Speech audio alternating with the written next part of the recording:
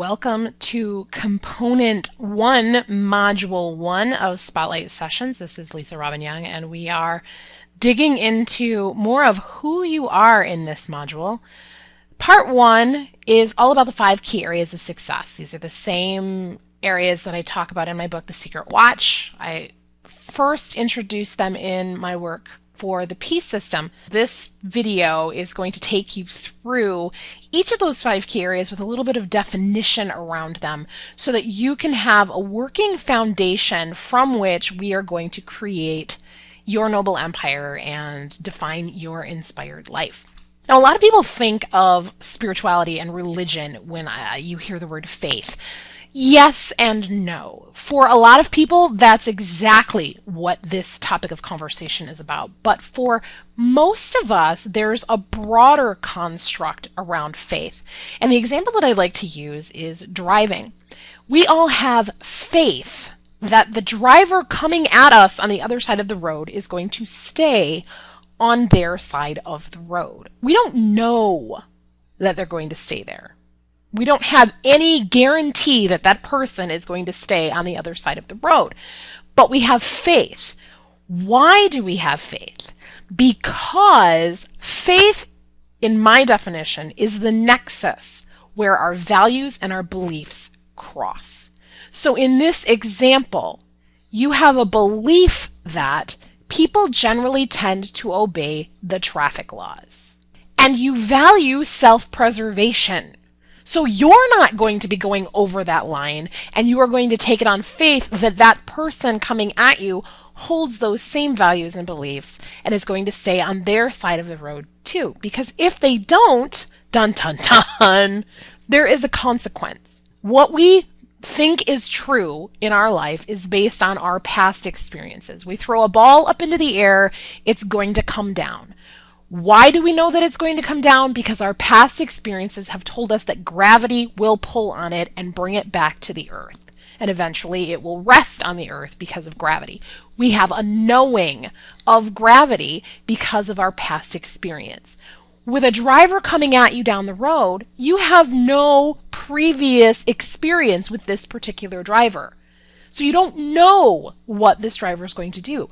But we would drive ourselves quite literally insane if we panicked every time there was a driver coming at us on the road. So our past experiences tell us that people generally stay on their own side of the road. That's something we can know. Do we know if this specific individual will? No. But we're going to take it on faith that they're going to. So that's the definition of faith as we use it in the 5 key areas of success. It's where your beliefs about your world, your work, yourself coincide with the things that you value most. And we're going to do an entire exercise devoted to values and beliefs. You'll find that document over in the toolbox. Let's talk about family. And yes, this is my family. These are my aunts and uncles. These are my mom's siblings and their respective spouses. And this was taken at a Memorial Day picnic. They were all posing for a funny photo. The reason I have this picture on here is because most people define family just like this. You know, these are my blood relatives. These are the people who are closest to me, who I've grown up with, etc. Our definition of family is a bit broader than that. It's not even necessarily the people that you are related to by blood.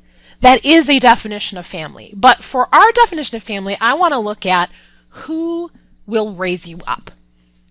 Because frankly, those are the people that need to be closest to you.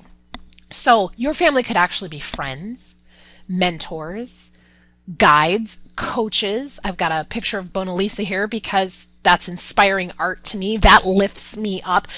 And in this instance, you have a choice to create a family that will raise you up.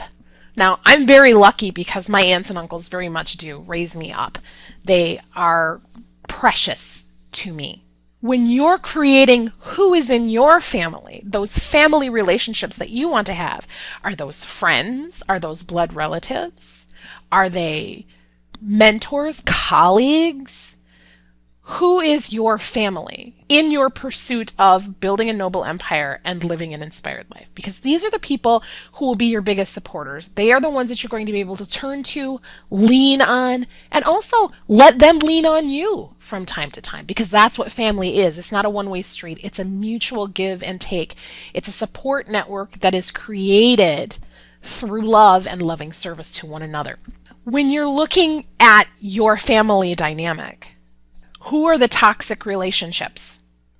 Toxic relationships generally only exist in a blood relative situation because we believe that those are people we can't get rid of, we can't cut ties with, we can't remove from our sphere of influence. And while that may be somewhat true, there are things that you can do to guard your time and your energy and your resources from those toxic people. You need to be proactive. You need to be strategic. Sometimes it means you need to be a little tight-fisted and cold with them, blunt and direct with them. But if you are clear that there are toxic people, toxic relationships in your family structure, in your life, you need to do everything in your power to remove those obstacles from your path, because you are investing tons of time and energy and possibly money in dealing with those people. You deserve better than that. When we talk about fitness, most people think about, oh, you got to work out and lose some weight and trim up and slim down and walk 10 miles. And physical fitness is important, but it's not the only component to fitness. It's about the mental. What are you reading? What are you feeding your brain? How are you nourishing your mental capacity? It's also about your physical well-being. How are you taking care of you? Are you running yourself ragged? Or are you taking time to do the things that really matter with a sense of intentional focus? If you're running around like a chicken with your head cut off, trying to get everything done on your to-do list because you've scheduled too many things, you are not in a space of fitness. You are in a space of frustration, anti-health. You need to be looking at the total holistic picture of self-care. The little coffee cup here says, do what you like and like what you do. We don't always get a say in what we need to do, but we always have a say in how we're going to approach it and what our attitude is going to be. And that's part of our fitness. So mental, physical, emotional, spiritual, the total package, that is holistic fitness. Fortune is not just about the dollar bills, okay? You're looking at this picture, you're seeing the age-old story of dollars for hours, time and money. Money makes a lot of things possible. Money greases the wheel on a lot of things. And if we spend all of our days trading dollars for hours, time for money, and we're not leveraging our skills, our talents, our abilities, our gifts, we're going to keep slogging away at it till the day we die. In building a noble empire, in living an inspired life, we talk about IPA, particularly IPA squared, because there's two kinds of IPA that I teach about. I talk about income producing activities. That's something people can get very clearly. This thing that I do directly leads to me making money, income producing activity. Now, the other type of IPA is an important personal activity, going to the doctor, which harkens back to self-care, but it's still important. Important personal activities are the things that only you can do to derive the benefit. Anybody could take your kid to a soccer game. Anybody could do that.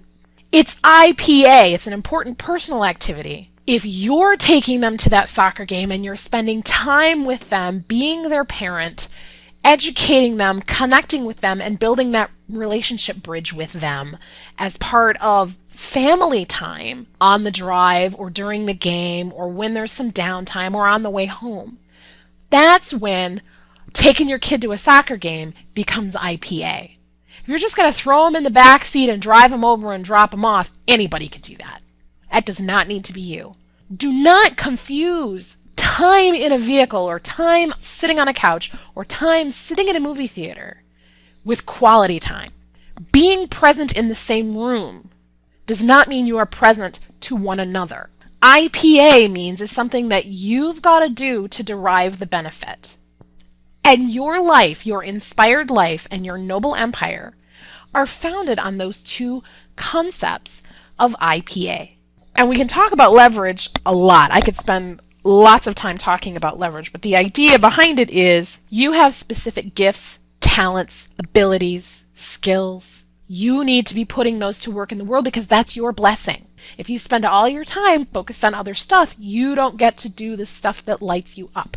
So keep that in mind when you're thinking about IPA. Freedom gives us the ability to say, this is my dream, and take ownership of it, whatever that is. If your dream is to just have a nice quiet afternoon at home with no distractions, or if your dream is to do something huge on a global scale, it doesn't matter. What matters is that it's yours and that you take ownership of it. And freedom, the idea of freedom is, it's not just about fun, because sometimes doing the freedom stuff is hard work. Sometimes your big dream to write that great American novel means you got to put a lot of hours in on the front end. Sometimes we have gifts that are latent, gifts that we don't even realize are our gifts because we haven't used them, we haven't put them into practice, or maybe we've only done it a little bit, so we're still really wobbly with it. And I think about it like training wheels. They have to fumble around a little bit, maybe even fall down a few times before they get the hang of it. I like to say it's putting the suck in success. We have to suck before we can be a success. I have this book. It's called Grace, Gold, and Glory, and it's the Gabrielle Douglas story. Gabrielle Douglas, you may remember, is the Olympian from the United States who won like every medal under the sun at the Olympics in 2012. 210 days or so before she got the nod to go to the Olympics, she was going to quit. She texted her mother and said, I think I just want to come home and flip burgers. And her mother, of course, told her she was crazy. She had invested 10 years of her life into this, and she couldn't back down now because there were people counting on her. She decided to stick it out, and 210 days later, she was at the Olympics winning a gold medal. And she was 210 days away from winning the big time, and she was going to quit because it was getting hard. Hard happens, even in our greatest of success stories. Sometimes the success is even sweeter because it was so hard. So don't go looking for the easy route. That brilliant cut diamond takes 16 hours of focused, intentional effort. What are you going to focus on? If it's going to be something that's going to be hard anyways, why not make it something that's your passion? Why not make it something that you love? That's what freedom is all about. The assignment for this component of the module, and this is going to be an ongoing assignment for you, is to ask yourself every day, what is the one thing that I can do today in a particular key area? What is the one thing I can do today to build my faith? What is the one thing I can do today to improve my fitness? What is the one thing I can do today to get closer to my sense of freedom, etc.? What is the one thing I can do? With all the other stuff that's going on today, with all the other things that are on my plate, what is the one thing that I can do today? Document it and then take action on it. Taking action is the big thing, because we can have lots of ideas and never take action and things don't get done. We don't move forward. We stay stuck. And I don't want you to stay stuck. I want you to move forward confidently, with clarity. And questions like this help you get clarity. What is the one thing that you can do today in each of those 5 key areas to see success, to get unstuck, to move forward in your life and in your business?